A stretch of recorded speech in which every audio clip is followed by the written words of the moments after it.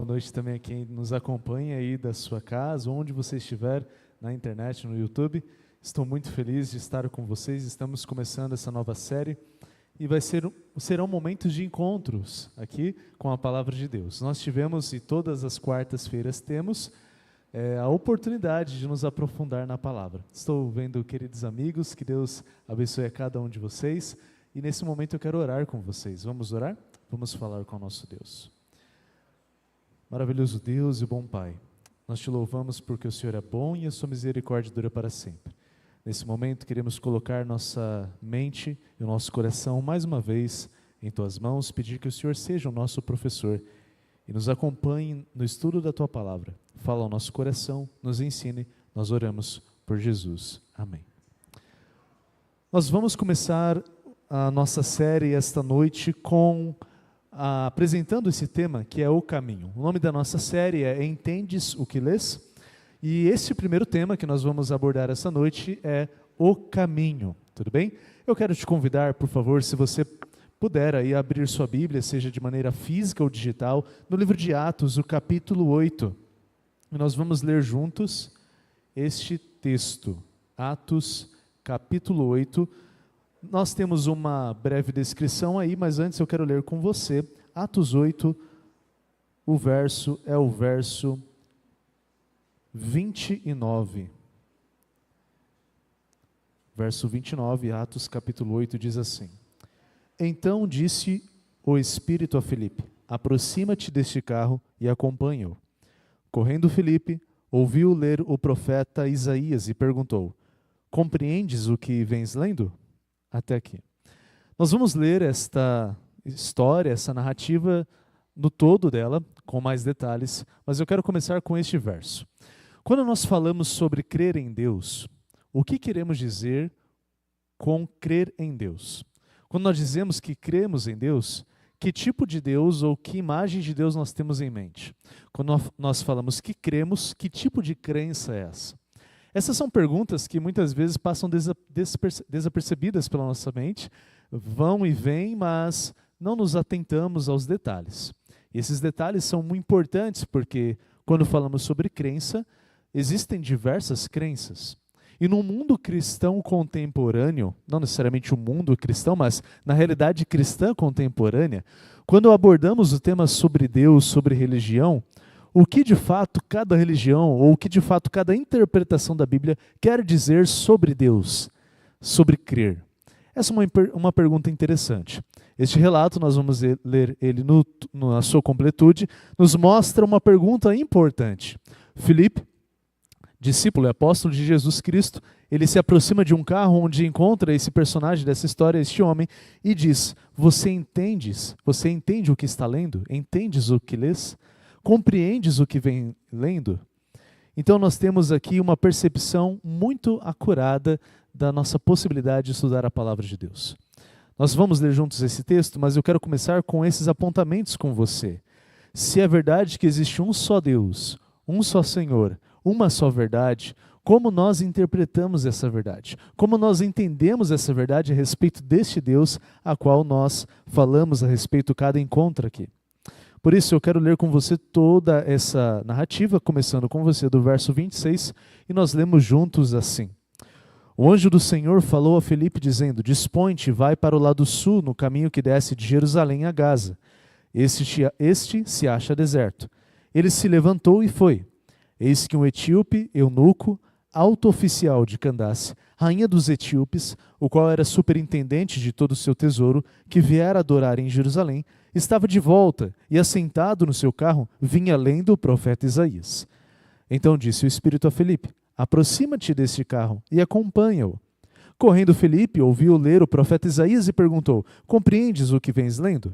Ele respondeu: Como poderei entender se alguém não me explicar? E convidou Filipe a subir e a sentar-se junto a ele. Ora, a passagem da Escritura que estava lendo era esta: Foi levado como ovelha ao matadouro, e como um cordeiro mudo perante o seu tosqueador, assim ele não abriu a boca. Na sua humilhação lhe negaram justiça, que ele poderá descrever a geração, porque da terra a sua vida é tirada. Então o eunuco disse a Filipe: Peço-te que me expliques a quem se refere o profeta? Fala de si mesmo ou de algum outro? Então Filipe explicou, e começando por esta passagem da Escritura, anunciou-lhe a Jesus. Algumas perguntas importantes e considerações sobre esta passagem. Nós lemos o texto.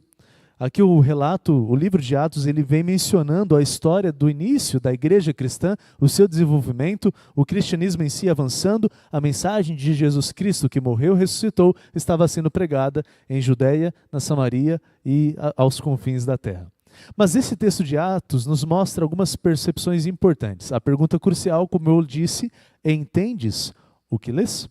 Agora nós temos 2 pontos para pensarmos. Existe uma condição para o entendimento aqui. Por exemplo, você leu, junto comigo, de que nós observamos a resposta daquele eunuco, etíope, dizendo, como eu poderei ler se ninguém me explicar? Então existe também uma necessidade de que alguém explique. A condição é que ele não entende bem aquele texto que ele estava lendo. A condição de incapacidade, não necessariamente cognitiva, mas que mostra uma necessidade para a explicação da palavra de Deus. Por isso, eu quero levar essa condição e essa necessidade para uma reflexão sobre por que é importante, por que é preciso explicar a palavra de Deus. Eu quero trabalhar com vocês um primeiro ponto, que é a nossa condição pecaminosa. Por que precisamos de explicação? Há um momento na história da humanidade, logo no início ali, que você observa a separação de Deus. O ser humano, Gênesis 3, observa ali a separação de Deus devido ao pecado. Além da separação de Deus, nós temos que Deus, no entanto, ele escolhe se revelar de maneira muito especial. Eu quero acompanhar com você alguns textos, e um desses textos se encontra em Romanos capítulo 1, se você puder me acompanhar. Romanos é um texto, um livro de Paulo. Romanos capítulo 1 e o verso 18 ao 21, eu vou lendo com vocês estas palavras de Paulo. Nós temos a seguinte descrição. Romanos 1, 18 diz assim: a ira de Deus se revela do céu contra toda impiedade e perversão dos homens que detêm a verdade pela injustiça. Porquanto o que de Deus se pode conhecer é manifesto entre eles, porque Deus lhes manifestou. Até aqui. Perceba, existe uma ira, e essa ira é a ira de Deus. A ira de Deus é a reação natural da sua divindade, dos seus atributos, frente ao pecado. Relembrando, nós, seres humanos, desde Adão, estamos separados de Deus. A natureza humana está longe de Deus. E agora, o texto que nós lemos diz que existe esta ira de Deus frente ao pecado. O pecado, toda a perversão que ele traz à humanidade. Só que veja o interessante, há uma separação aqui do conceito de verdade e injustiça. A perversão dos homens que detêm a verdade pela injustiça. Escolhendo, ou em outras palavras, seria escolhendo a injustiça pela verdade. A ira de Deus se revela nesse contexto, existe uma verdade, mas essa verdade ela é negada. E agora que essa verdade é negada, na verdade coloca-se um substituto ou uma substituta, a injustiça. O pecado é, de certa forma, uma injustiça frente a Deus e que vem com suas consequências para toda a humanidade. Então, o texto do apóstolo Paulo está dizendo o seguinte: existe esse grande conflito. Quando Deus apresenta a sua verdade, Ele que é a verdade, existe em contrapartida uma tentativa do pecado de mostrar uma injustiça, de ser essa injustiça, e que longe, afasta cada vez mais, colocando mais à distância o ser humano da verdade. Mas Deus, ele escolheu se revelar nesse mesmo contexto, um contexto que parece hostil.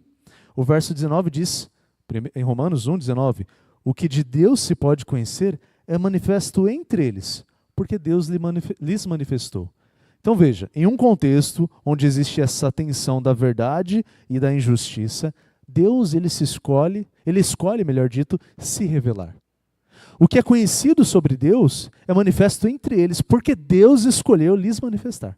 Então Deus se revelou. E esta é a maior notícia do universo, o maior milagre do universo, milagre no sentido de bênção, porque Deus escolheu se revelar a mim e a você, mesmo nessa condição. O que pode ser conhecido sobre Deus é Ele quem escolheu. Ele escolhe se revelar a nós. Portanto, essa revelação ela vai trabalhar com uma questão de verdade. E quando falamos sobre verdade e sobre essa verdade que luta contra a injustiça, estamos falando também que é necessário um parâmetro.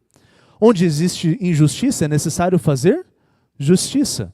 E qual é o parâmetro para se fazer justiça? Quais são as diretrizes que vão trabalhar essa justiça? A lei de Deus. Os seus atributos se revelam também dessa forma. O seu governo é baseado nesta lei. Se você acompanhar comigo os versos seguintes, o verso 20 vai dar mais detalhes sobre isso. Ainda em Romanos capítulo 1. Porque os atributos invisíveis de Deus, assim o seu eterno poder, como também a sua própria divindade, claramente se reconhecem desde o princípio do mundo, sendo percebidos por meio das coisas que foram criadas. Tais homens são, por isso, indesculpáveis. Verso 21, porquanto, tendo conhecimento de Deus, não glorificaram como Deus, nem lhe deram graças, antes se tornaram nulos em seus próprios raciocínios, obscurecendo-se-lhes o coração insensato. Então perceba, Deus se revelou, e existem algumas fontes pelas quais nós temos esse acesso à revelação de Deus. Paulo está dizendo, as coisas criadas demonstram que há um ser superior, falam sobre Deus, o seu eterno poder, a sua bondade, sua misericórdia, seus atributos são reconhecidos também através das coisas criadas. Nós não vamos trabalhar os detalhes daqui da maneira como Deus se revela hoje, mas no próximo estudo que trabalharemos sobre a fonte nesta série. Mas o que eu quero mostrar para vocês é que logo em seguida diz, todos os homens são indesculpáveis, todos nós temos acesso ao conhecimento dessa revelação sobre Deus. Então vou repetir a pergunta, o que queremos dizer, ou o que dizemos quando dizemos que cremos em Deus? Porque dependendo de onde nós vamos, essa percepção sobre Deus, ela pode ser distorcida ou se aproximar da verdade, correto? Então dentro dessa noção, Paulo vai ainda mencionar, mesmo assim, mesmo sendo todos os homens indesculpáveis, muitos, na verdade, os homens, a humanidade, escolheu se rebelar. É o que diz o verso 21 que acabamos de ler. O verso 21 destaca que, tendo conhecimento de Deus, não glorificaram a Deus. Então nós temos uma tensão da verdade e da injustiça, nós temos uma ira de Deus que é revelada em frente a esse pecado, sobre essa injustiça, mesmo assim Deus escolhe se revelar, a revelação ela é dada de algumas maneiras, mas os homens entraram em rebeldia contra Deus, não escolhendo conhecê-lo. Tendo isso em vista, onde se origina essa tensão? Veja comigo ainda aqui em Romanos, o capítulo 5, o verso... Deixa eu só ver se eu não é certo, isso mesmo. Verso 12. Romanos 5, verso 12 diz, portanto, assim como por um só homem entrou o pecado no mundo, e pelo pecado a morte, assim também a morte passou a todos os homens, porque todos pecaram. Então nós temos um cenário criado. Todos nós estamos destituídos da glória de Deus. Estamos longe de Deus. Esta origem se dá com Adão. Por intermédio de um homem veio o pecado no mundo. Nós vamos trabalhar a boa notícia depois, mas primeiro estou trabalhando com vocês a nossa condição, ok? A condição que nos limita, que nos impede de conhecer plenamente a Deus. Essa é a nossa realidade. Entretanto, diante desta realidade, Deus escolheu se revelar. E como Deus se revela? Já falei aqui com alguns textos que nós mencionamos, ele se revela através da criação, das coisas criadas. Mas veja, essa revelação não é completa. Nós temos a impressão e o conhecimento de alguns atributos de Deus.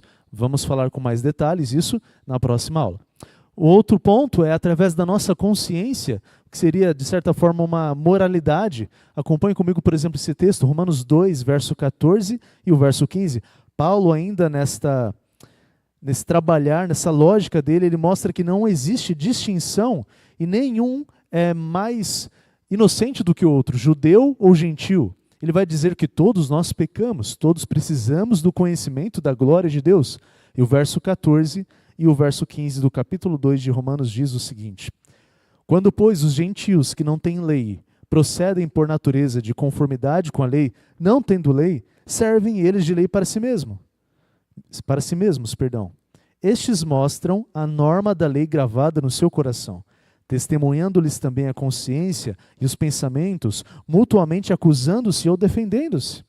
Então vejam, O apóstolo Paulo ele menciona aqui sobre o aspecto da lei, nós vamos trabalhar isso em outras aulas, mas o que eu quero mencionar para vocês é, todos nós, mesmo aqueles que têm acesso a esta lei, por lei eu digo o parâmetro pelo qual ele se revela e revela a sua justiça para governar, aqueles que têm acesso a essa lei são indesculpáveis. E aqueles que não têm? Também são indesculpáveis, porque além das coisas criadas, que mostram que existe algo além, algo maior, também tem a nossa consciência. Tem a nossa moralidade. Deus colocou em cada ser humano esta lei. E esta lei é a nossa consciência. Você sabe o que é errado matar, e mesmo se não soubesse que, poxa, eu não poderia matar. Mas a lei me mostra o que é pecado, nós vamos trabalhar o que é isso. Você sabe e tem no seu senso, o ser humano tem no seu instinto, não podemos dizer instinto, mas na sua consciência, vamos colocar dessa forma, a convicção do que é certo e errado em quesito de moralidade. É claro, de cultura para cultura, essa moralidade é moldada em alguns parâmetros, mas em essência, todos nós temos na consciência uma questão do que é certo e errado. Por exemplo, a questão da vida. Então, Deus, ele, por exemplo não, como nós lemos, ele se revela na criação, na consciência, mas sobretudo também nas Escrituras. Nós podemos ler esse texto, Hebreus capítulo 1, o primeiro capítulo de Hebreus, esta carta também do apóstolo Paulo, cremos que foi assim escrita pelo apóstolo Paulo, já começa dizendo que Deus falou de muitas formas. Veja, Hebreus capítulo 1, a partir do verso 1, diz assim: havendo Deus outrora falado muitas vezes e de muitas maneiras aos pais pelos profetas, já a gente continua. 2 Timóteo vai mencionar também outros textos que Deus escolheu se revelar. Deus falou aos pais pelos profetas. E os profetas, em muitos momentos, tiveram essas palavras registradas, tiveram visões, revelações registradas e chegaram até nós. Paulo está lembrando, Deus ele falou de diversas formas, aos pais pelos profetas. Ora, as Escrituras são chamadas muitas vezes, o Antigo Testamento, da lei de Moisés e os profetas, o Antigo Testamento. Então, Deus ele vem falando e de maneira especial ele se revela na sua palavra. Porque as outras coisas, como veremos numa outra aula, elas são limitadas. Mas Deus também se revela além das Escrituras por Jesus Cristo. O que o verso 2 nos diz. Perceba aí, o verso 2. Nestes últimos dias, nos falou pelo Filho, a quem constituiu o herdeiro de todas as coisas, pelo qual também fez o universo. Então veja a escolha de Deus. Deus escolhe se revelar frente a uma injustiça, frente à realidade do pecado, porque a iniciativa de se revelar é de Deus. A iniciativa do conhecimento de Deus parte do próprio Deus. Deus escolheu revelar-se a mim e a você. Mas o título deste tema é O Caminho. Nós temos aqui uma visão geral, brevemente trabalhando sobre isso, mas tem um outro texto especial que está em João, capítulo 1, verso 14, que mostra a singularidade de Jesus. Jesus é colocado num patamar, tanto em Hebreus quanto em João, que é inigualável, e de fato ele é. João, capítulo 1, verso 14 e o verso 18, veja só o que diz. O verso 14 diz: o Verbo se fez carne, habitou entre nós, cheio de graça e de verdade, e vimos a sua glória, glória como do unigênito do Pai. Então perceba, estamos falando aqui sobre como Deus se revela. Deus se revelou em Cristo Jesus. É claro, Jesus Cristo é Deus, mas a divindade se revela de maneira, vamos colocar dessa forma, é como o próprio João diz, vimos a glória do Pai, vimos a glória de Deus em Cristo Jesus. De certa forma, podemos colocar que o rosto de Deus, não de maneira metafísica, mas estava representada, estava em Cristo Jesus. Hebreus vai dizer que Jesus é o caráter de Deus. É a plena expressão do caráter de Deus. É como se fosse o selo do Inmetro, sabe? É Jesus sobre Deus, sobre a divindade. Deus escolheu se revelar. E o verso 18 diz ainda mais, veja só. Ainda no capítulo 1. Ninguém jamais viu a Deus. O Deus unigênito que está no seio do Pai é quem o revelou. Então, alguém já viu a Deus? Qual é a resposta? Viu Jesus. Muito bem. E Abraão, quando recebeu a visita de 3 mensageiros do Senhor, e um deles falou como o próprio Senhor. Ok, mas talvez não fosse o próprio Deus, mas ele recebeu ali diretamente um diálogo com o próprio Senhor. Uma outra situação é quando a gente pode ver não diretamente viu a Deus, mas a glória de Deus foi manifestada a Moisés. Jacó, que lutou com Deus e sobreviveu, e tanto que ele diz, vi a Deus face a, e minha vida foi poupada. Em todo o Antigo Testamento, quem se revela a estas pessoas, de acordo com esse verso? É o próprio Jesus Cristo. Então, no Antigo Testamento, eu tenho a convicção de que quem fala, quem se manifesta, quando se apresenta como o Senhor, o Altíssimo, é o próprio Jesus. Porque nós veremos o centro da Bíblia e o objetivo dela é Cristo Jesus. Nós, lógico, temos menções e referências a Deus o Pai e o Espírito Santo, mas nós estamos falando aqui no quesito de revelação e, nesse sentido, da sua manifestação aos seres humanos. Tudo bem até aqui? Tudo certo? Estamos juntos? Perfeito. Além disso, além desse ponto, nós vemos que Jesus Cristo realmente é a expressão exata do ser de Deus. Agora, o centro dessa explicação é Cristo Jesus. Perceba, estamos falando ainda conectados ao ponto de que, por que é preciso explicarmos? Vamos relembrar?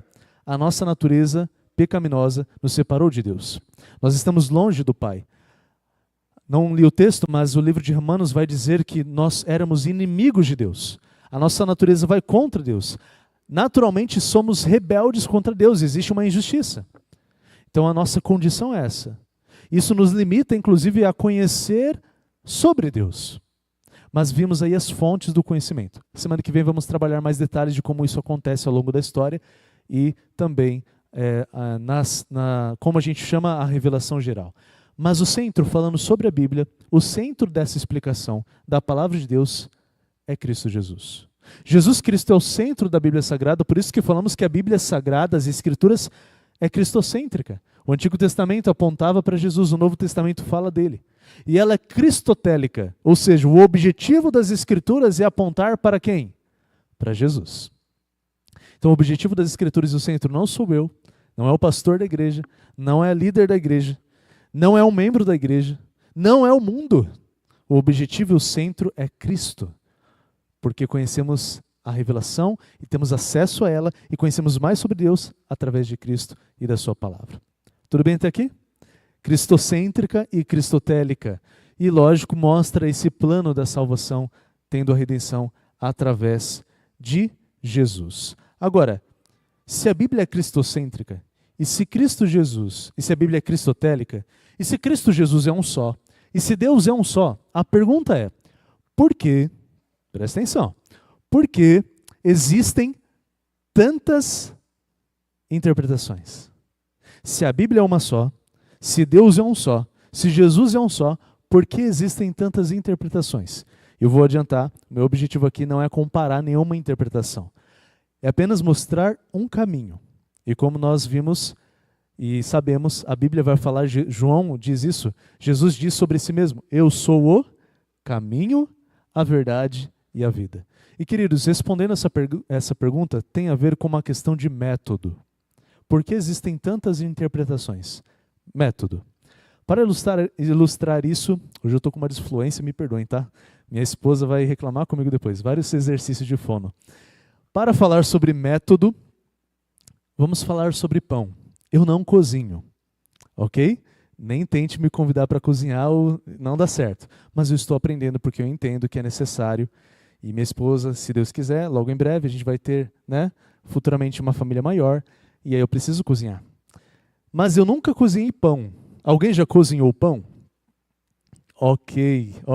Temos pouquíssimas pessoas, mas temos. Bolo, eu acho que a maioria já cozinhou, já fez bolo, melhor dito. Vamos pensar no caso do pão. Para fazer pão, o que você precisa? A primeira coisa que você pensa se for fazer um pão. Farinha. Isso é o quê? É um ingrediente. O que mais vai num pão? Fermento. O que mais? Me ajuda aí, está sendo gravado, não me faça passar vergonha. Água, óleo, sal, açúcar? Vai açúcar no pão? Essa é nova para mim, olha, vivendo e aprendendo. Tá bom, tem ingredientes, correto? Tem muitos. Pega os ingredientes, queridos, me acompanhem, estamos falando de método. Pega os ingredientes, joga lá dentro do forno, vai sair o pão? que eu tenho que fazer? Sovar. Eu tenho que preparar o que? A massa. E aí eu vou preparar essa massa e coloco dentro de uma forma. Muito bem. E aí, depois que eu fiz essa forma, que eu preparei e coloquei nessa forma, eu vou colocar no forno. Tudo certo? Esqueci de alguma coisa? Tem que descansar? Isso aí ainda... Ah, muito bem. Então, tem que ver se crescer. Isso aí entra no quê? Ainda no preparo, tudo certo? Beleza. Então, trabalhamos o que primeiro? Vamos lá? Segundo, trabalhei com a forma ou a preparação da massa, correto? E agora eu vou colocar esse pão para assar. Quando esse pão estiver bonzinho, legal. Vai leite? Não lembro se vai leite. Eu não sei. Não, né? Beleza. Tá bom? Vocês estão me ajudando aí. Ok, vou servir esse pão. Para quantas pessoas esse pão vai ser servido? Para uma família? Para mais de 5 pessoas? Para uma pessoa ou 2 pessoas só? Pergunta. Depende do tamanho da massa. A quantidade de pessoas para quem eu vou servir altera nos ingredientes? Altera na forma como eu faço? Ok. Então, beleza, vamos lá. Vamos pegar o exemplo do bolo. Bolo de cenoura. Amo bolo de cenoura. Amo bolo de cenoura. Vem direto aí, ó. Quiser me convidar um dia. Bolo de cenoura. Ingredientes para um bolo de cenoura. Cenoura, isso aí eu sei. Óleo, ovos, farinha, tudo. Ok, isso é o quê? Ingrediente. Cobertura, boa. Cobertura de chocolate vai alguma coisa, né? Vou pegar esses ingredientes, vou preparar da mesma forma, e depois que eu preparo, nesta forma, ou deste molde, eu coloco lá para deixar prontinho, para assar. Se alguém for intolerante à lactose, altera os ingredientes? Não vai leite, beleza. Boa, foi pegadinha. Ok. Se alguém for intolerante a algum daqueles ingredientes, eu tenho que tirar. Ok? Mas tudo isso, o que a gente está percebendo? Para quem eu vou servir, altera no ingrediente e altera a maneira como eu faço. Estamos de acordo com isso? Pão e bolo, tudo certo? Beleza. Voltando aqui, método. Tudo que eu faço tem método. Tem fonte, tem forma e tem o objetivo para que eu vou servir. Um produto que você compra, um celular, uma mochila, um microfone, tudo tem método para se fazer. Existe metodologia de ensino. Existe método de interpretação de texto. Quando falamos da Bíblia, nós temos método. E por falar em método, respondendo essa pergunta, por que existem tantas interpretações? Porque existem diferentes métodos. A pergunta é, existe um método para se estudar a Bíblia? Porque estamos falando da revelação. E é sobre isso que eu quero falar com vocês. Estamos juntos, gente? Está dando para acompanhar? Beleza. A questão do método. Vamos pegar o exemplo do pão. Quando eu falo de ingrediente, eu estou falando de matéria-prima. Quando eu falo sobre estudo da Bíblia, eu estou falando de causa material, estou falando de fonte. Mas método para conhecer a Deus, o caminho para conhecer a Deus. Inclusive, método é uma palavra que no seu original dá referência para caminho a ser seguido. Usada por Aristóteles em um contexto onde ele vai desenvolver essa ideia de método em uma especialidade, em uma matéria específica.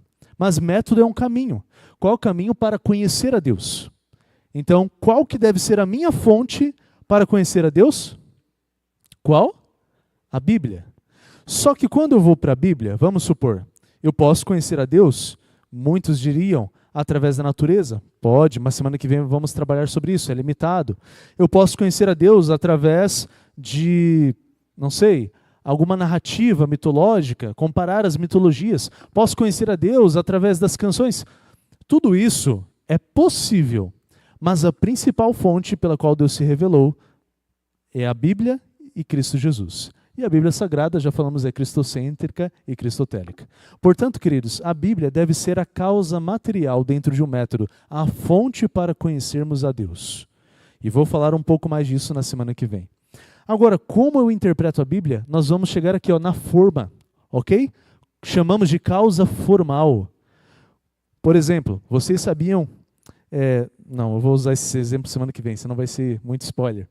Mas muitas pessoas pegam um texto e tiram do contexto. E um texto fora do contexto vira o quê? Pretexto. Então, a maneira como eu interpreto a Bíblia, a minha fonte, pode me dar diferentes caminhos para eu interpretar a realidade sobre Deus, sobre o mundo e sobre mim mesmo. E dentro disso, muitas fontes foram colocadas para conhecer-se a Deus, e não somente fontes, mas materiais auxiliares. Agora eu não estou falando mais de fonte. Por exemplo, antes da Reforma, era muito comum somente os líderes religiosos terem acesso à Bíblia nas suas pregações, nas suas missas, na sua exposição em outra língua. Era muito comum, inclusive ao longo da história da igreja, associar a figura de Deus ao ser, a noção de ser, a noção grega do ser. Isso ficava muito confuso, porque ora parecia que Deus não agia no tempo, por exemplo, ele estava fora do tempo, e aí parecia que era um Deus atemporal. Então interpretava-se a Bíblia com as lentes de outras disciplinas, como a metafísica, a própria filosofia grega. Isso trouxe alguns outros problemas. Vou citar outro exemplo. Dentro desse contexto, havia a noção dual do ser. Corpo e espírito como entidades separadas, entidades diferentes. E ao se interpretar a Bíblia quando lia-se espírito e quando falou sobre a origem do ser humano, entendeu-se que quando o ser humano morre, isso aqui é um exemplo, tá? Não é a verdade. Quando o ser humano morre, ele fica no pó e o espírito vai para algum lugar. Então, a maneira como as pessoas liam a Bíblia, através de quais lentes, moldava a noção de ser humano, de Deus e do mundo. Isso aqui estava em que condição? Na hermenêutica, na interpretação, é o nome técnico hermenêutica, a causa formal. É como você está fazendo a massa. É como você está fazendo o bolo. Então, a minha fonte ainda é a Bíblia, mas quando eu vou interpretá-la, eu utilizo outras lentes para vê-la. Correto? Essa era a maneira como era interpretada. Veio a Reforma e levantou-se um princípio, sola Escritura. O que é sola Escritura? Somente a Escritura. Então, ressaltou-se que para conhecer a Deus, eu não devo ir a outros caminhos para interpretar a sua própria vontade.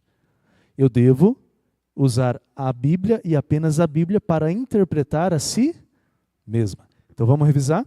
Num método coerente. Por que eu estou dizendo isso? Porque se eu altero uma dessas partes, vai afetar o todo do método. A minha fonte é a Bíblia, o meu meio de interpretá-la, um dos princípios evidentes é a Bíblia e somente a Bíblia. E qual que é o objetivo, a causa final do conhecimento de se interpretar a Bíblia? Salvação, conhecimento de Deus.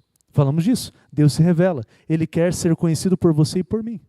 Portanto, queridos, por que temos diferentes percepções sobre Deus, diferentes maneiras de se interpretar a Bíblia? Porque existem diferentes métodos. Mas eu quero dizer isso de maneira bem clara.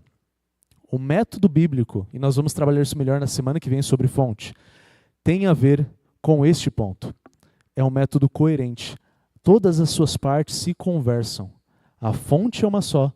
A maneira de se interpretar deve dar primazia à própria Bíblia. A Bíblia Sagrada deve ser minha prioridade. E o objetivo, lógico, eu vou conhecer mais a Deus. Até aqui tudo bem? Dúvidas? Vocês passam para a Google, ela responde. Tá bom? Queridos, nosso tempo é curto. Se você tiver alguma dúvida aí em casa, pela internet, coloque no chat. A gente vai caminhando na semana que vem. Por que eu estou falando de tudo isso?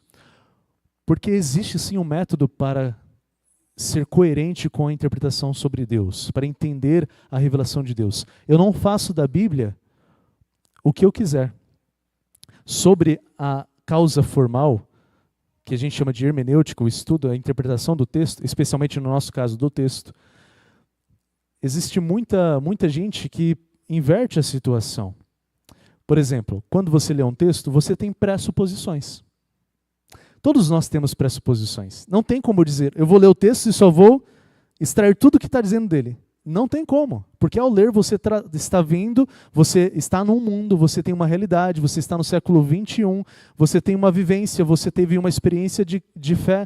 Tudo isso, ele vem quando você vai interpretar a Bíblia. Mas qual a diferença?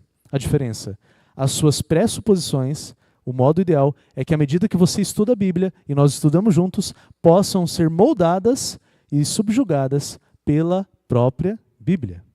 porque é a revelação primária, a única revelação, melhor dito, e ela tem a primazia nesse contexto. Tudo bem até aqui, queridos?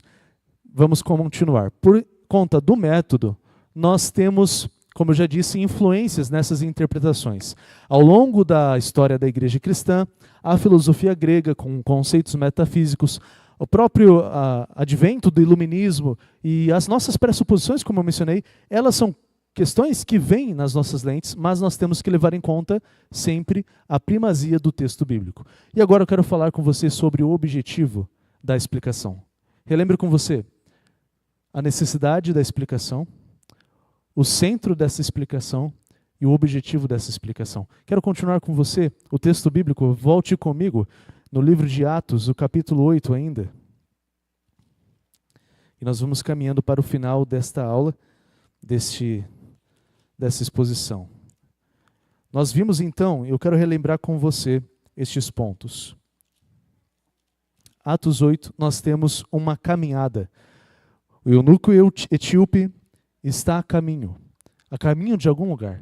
E no caminho o Espírito Santo o chama Filipe para aproximar-se dessa carruagem. E nesta carruagem está um homem, o etíope, que está lendo o profeta Isaías. O texto que ele está lendo, o profeta Isaías, faz referência a Jesus. Pois veja, no próprio verso, ele diz que anunciou-lhe, no verso 35, anunciou-lhe a Jesus. A pergunta primária de Filipe é: você está entendendo o que você está lendo? Queridos, todos nós, na nossa caminhada de fé, precisamos nos fazer essa pergunta. Há entendimento na leitura desse texto?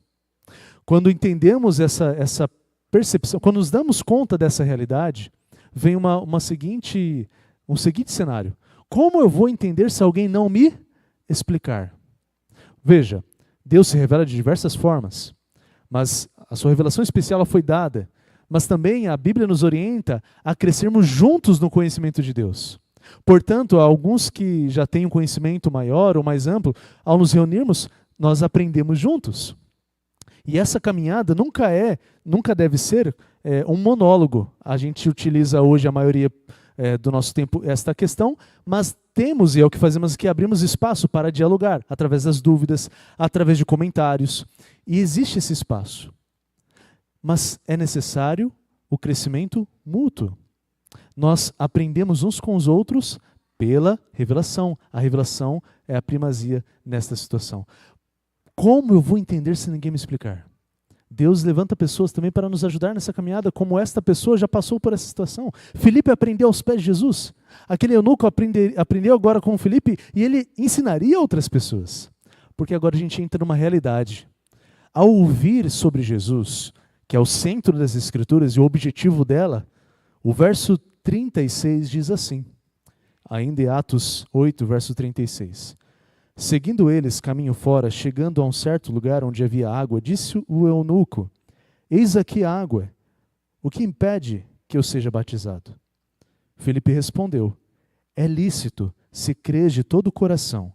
E respondendo ele, disse: creio que Jesus Cristo é o Filho de Deus. Então mandou parar o carro, ambos desceram a água e Filipe batizou o eunuco. Até aqui. Queridos, a necessidade de entendermos a palavra. Nós estávamos longe de Deus, mas a boa notícia é que a sua graça nos alcançou e nós temos acesso ao conhecimento dessa graça em Cristo Jesus, estudando sua palavra. Deus escolheu se revelar a mim e a você. E essa é a maravilha de nos reunirmos a cada instante que temos a oportunidade de abrir a Bíblia em um mundo ainda com a liberdade que temos, em um cenário que temos, para entendermos e ouvirmos a sua doce voz. É necessário então entendermos que esse centro é o que Filipe está dizendo, Jesus Cristo. E o objetivo disso, queridos, para que você e eu entendamos e conheçamos a Deus, é acontecer o que aconteceu com aquele eunuco. A pergunta parte do eunuco. Aqui tem água, o que me impede de ser batizado? Nós vamos ter alguns estudos ainda mais para frente, relembrando alguns pontos que já foram trabalhados e outros para reafirmar. Mas aqui existe um comprometimento. É isso que nós queremos colocar. O conhecimento de Deus, ele leva ao nosso comprometimento. Porque muitas pessoas conhecem a Deus, mas no nível teórico. E eu já disse, mencionei aqui algumas vezes, Biblicamente não deveria existir a distinção entre teoria e prática. Por isso agora o coração daquele eunuco leva a um comprometimento. Eu creio. E esse comprometimento leva então a isso, a aceitação. Eu aceito a Jesus Cristo. Então a pergunta que eu faço a você é, hoje nós trabalhamos esse caminho. Existe um método que nós vamos seguir aqui para interpretar e trabalhar as Escrituras que falam sobre esse Cristo que morreu e ressuscitou e vivo está e a cada dia e a cada noite vem se revelando a mim e a você. Mas neste método, neste caminho, ainda existe um segundo passo, que é a aceitação. O meu desejo é que cada noite, cada encontro, o seu coração possa sair daqui e a sua mente como aqueles 2 discípulos no caminho de Emaús. E eu concluo com essa narrativa. Me acompanhe, por favor, em Lucas capítulo 24. Também é um evangelho do discípulo Lucas, que escreveu o Evangelho de Lucas e o livro de Atos. Lucas 24, a partir do verso 13, você encontra uma narrativa que, devido ao tempo, não vou me deter, mas em outro momento nós vamos restaurar. 2 discípulos estavam caminhando, tristes, depois da morte de Jesus Cristo. E o conceito aqui, o momento aqui, nós podemos ver que no verso 16, 24:16, diz assim, verso 15, melhor dito. Aconteceu que enquanto conversavam, discutiam, o próprio Jesus se aproximou deles e ia com eles. Os seus olhos, porém, estavam como que impedidos de o reconhecer. Então lhes perguntou Jesus, que é isso que vos preocupa? E de que ides tratando à medida que caminhais? E eles pararam entristecidos.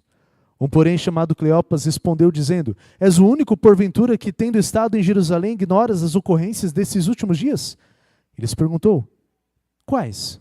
E explicaram, o que aconteceu a Jesus, o Nazareno, que era varão, profeta, poderoso em obras e palavras diante de Deus e de todo o povo.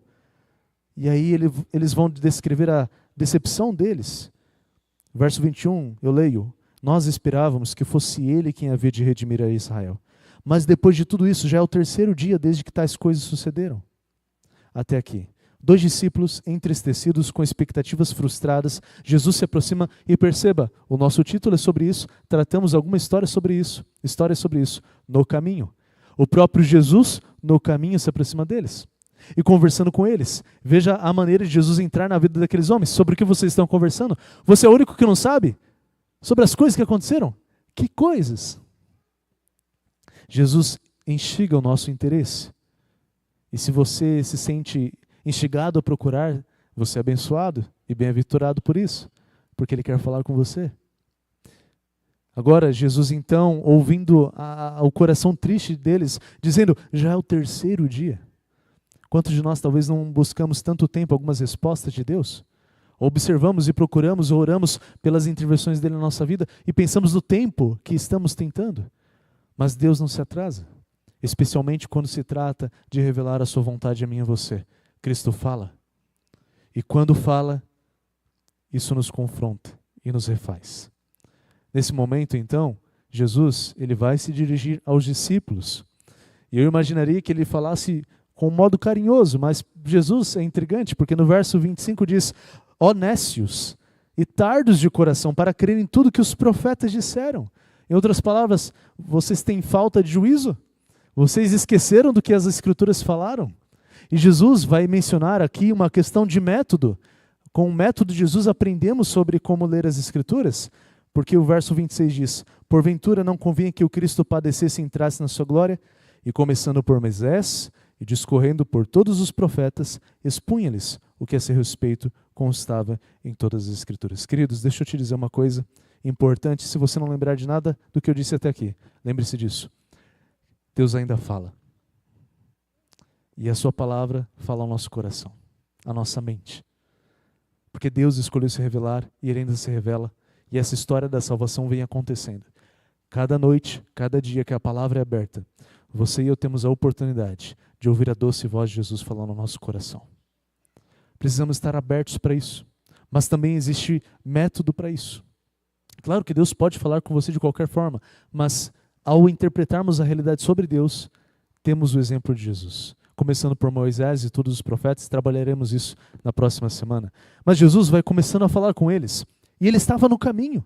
E nesse caminho, chega um momento que o sol ele começa a se pôr. Já está tarde. E a história bíblica diz para nós, os versos seguintes, o verso 28 diz: quando se aproximavam da aldeia para onde iam, Jesus fez menção de passar adiante, mas eles o constrangeram, dizendo: fica conosco, porque é tarde e o dia já declina. E entrou para ficar com eles. Aconteceu que, quando estavam à mesa, tomando ele o pão, abençoou e, tendo partido, lhes deu. E então se lhe abriram os olhos e o reconheceram, mas ele desapareceu da presença deles. Nesse momento eu não vou concluir essa história porque eu voltarei com ela daqui a algumas noites. Os discípulos sentiram-se aquecidos com as palavras de Jesus. Era Jesus falando em voz audível e através das Escrituras. A mesma voz que criou o universo, que falou e tudo se fez. É a mesma voz que fala comigo e com você quando damos abertura para conhecer sua vontade e tudo na palavra. Nesta noite, então, o sol se põe. E os discípulos, diz o texto, constrangeram Jesus. Falam, fica conosco. Sabe o que é constranger? É você insistir com a pessoa, fica com a gente. Eles entenderam que estava ali alguém que eles não poderiam passar adiante. Não poderiam deixar a oportunidade. Então, existem momentos em nossa vida e noites em que nós podemos reafirmar essa oportunidade de dizer, Senhor, fica com a gente, fica comigo. Eu preciso te conhecer mais. Nunca vai ser suficiente. Sempre haverá mais de Jesus e da sua revelação para mim e para você, para conhecê-lo e amá-lo. Jesus entra. E então, quando ele faz naquela casa, uma cena comum, os olhos deles se abrem. E a mensagem deles qual era depois? Você pode ler em casa. Um olha para o outro e diz, o nosso coração não ardia no caminho. Quando ele falava aquelas coisas, eles se levantaram no mesmo instante e voltaram para os discípulos, os quais disseram, o Senhor vive, o Senhor vive. Então, queridos, eu quero te lembrar desse estudo, desse primeiro tema. O nosso objetivo aqui é ver e interpretar com método, respeitando a palavra de Deus, entendendo que ela é a voz ao nosso coração. Qual é a vontade de Deus para a sua e para a minha vida? Porque Ele fala e Ele vive e está falando conosco também mais uma vez. Meu desejo é que você e eu possamos estar abertos a aceitá-lo, a nos comprometermos com Ele e a caminhar com Ele, porque Ele está no caminho. Ele não está parado, Ele não está lá atrás, nem lá na frente. Ele está aqui, no presente conosco. E foi o jeito que Ele cortou o pão, trazendo as memórias. Muito bem lembrado. Que Deus te abençoe. Que seu desejo, o meu desejo, seja cada noite que tivermos aqui, um encontro com Jesus através da sua palavra. Esse é o meu desejo e minha oração essa noite. Posso orar com você? Se puder, vamos nos colocar de pé, vamos falar com Deus. Oremos.